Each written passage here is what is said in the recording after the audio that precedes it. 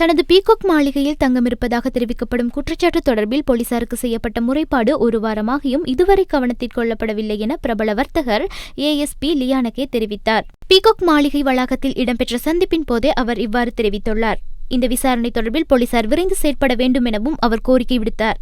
அவர் அங்கு தொடர்ந்தும் கருத்து தெரிவிக்கையில், எனது பீகாக் மாளிகையை முன்னாள் ஜனாதிபதி மஹிந்த ராஜபக்சவுக்கு வழங்கவிருந்தேன். எனினும் இறுதி தருணத்தில் அந்த முடிவை மாற்றிக்கொண்டேன். அதற்கிடையில் இந்த வளாகத்தினுள் நீச்சல் தடாகத்தில் மஹிந்த ராஜபக்சவின் வாஸ்து நிபுணர்களின் அறிவுறுத்தலுக்கு அமைய கடல் மண் நிரப்பப்பட்டது. இன்னும் அது அகற்றப்படவில்லை. இந்த நிலையில் தனியார் தொலைக்காட்சி ஒன்றில் தினமும் காலையில் இடம்பெறும் பத்திரிகை பார்வையின் போது இந்த நீச்சல் தடாகம் பற்றியும் இதனுள் மஹிந்தவின் தங்கமும் பணமும் மூட்டையிட்டு புதைக்கப்பட்டிருப்பதாகவும் பிரசித்தமாக குற்றச்சாட்டு முன்வைக்கப்பட்டு வருகின்றது. இதுகுறித்து நான் கடந்த ஒரு வாரத்திற்கு முன்னர் போலீஸ் தலைமையகத்தில் முறைப்பாடு பதிவு செய்தேன். இந்த மணலை தோண்டி எடுத்து சிலர் கூறுவதைப் போன்று அதனுள் தங்கம் பணம் உள்ளதா என தேடி பார்க்கும்படி கோரியிருந்தேன். முறைப்பாடு பதிவு செய்து இன்று வரை ஒரு வார காலம் ஆகியிருந்தும் கூட போலீசார் கவனமற்று இருப்பது வருத்தமளிக்கின்றது.